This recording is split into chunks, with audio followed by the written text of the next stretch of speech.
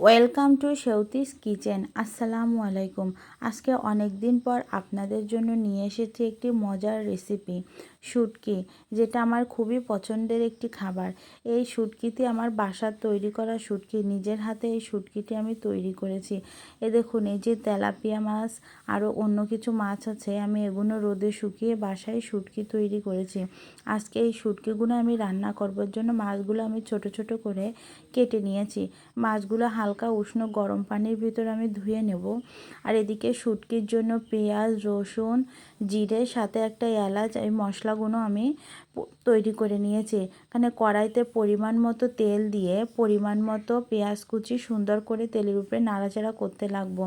তারপরে এই যে রসুন, জিরে, এলাচ, এই মশলাগুলো আমি পেঁয়াজের ভিতরে দিয়ে দেব। এবার একত্রে মশলাগুলো আমি সুন্দর করে কষাতে থাকবো। বেশ কিছুক্ষণ মশলা এভাবে কষানোর পরে ওই শুটকি মাছগুলো এর ভিতরে আমি দিয়ে দেব। তারপরে মাছগুলো আমি কিছুক্ষণ সুন্দর করে এভাবে তেল ও মশলার উপরে কষাতে থাকবো। এভাবে মাছগুলো যদি আমি কষাতে থাকি তাহলে শুটকির কোনো গন্ধই থাকে না। তারপরে আমি হালকা একটু পানি দিয়ে দেব। আপনারা চাইলে পানি নাও দিতে পারেন। এর ভিতরে আমি হলুদের গুঁড়া, মরিচের গুঁড়া ও পরিমাণ মতো লবণ দিয়ে আমি শুটকিটা খুব সুন্দর করে তেলের উপরে এভাবে আমি কষাতে থাকবো। আর এভাবে যদি আপনি শুটকিটা রান্না করেন তাহলে শুটকিটা খেতে দুর্দান্ত হয়, খুবই সুস্বাদু একটি খাবার। তারপরে আমি এভাবে মাছগুলো কিছুক্ষণ কষানোর পরে হালকা পরিমাণ ঝোল দিয়ে দেব। দেখুন, ঝোলটা আমার প্রায় টেনেই যাচ্ছে। মাছটাও অল্প কিছুক্ষণের ভিতর রেডি হয়ে যাবে। যতক্ষণ ঝোলটা না টানবে ততক্ষণ ঝোলটা যাতে টানে আমি ততক্ষণ অপেক্ষা করব। আর এইভাবে মাছটা রান্না করে খেতে আমার কাছে খুবই ভালো লাগে। আর শুটকি ভুনা দিয়ে ভাত খেতেও, গরম ভাত খুবই ভালো লাগে।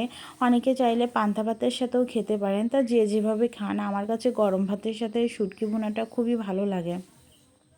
তো দেখুন, আমার মাছটা রেডি হয়ে গেছে। অল্প সময়ের ভিতরে খুব অল্প উপকরণ দিয়ে আমি রান্নাটা করেছি। তো এইভাবে মাছটা রান্না করলে আমার খুবই ভালো লাগে। আর এদিকে আমি আজকে একটু পাতলা করে মুসুরির ডাল রান্না করব। আর এদিকে মুসুরির ডাল ভর্তা করব।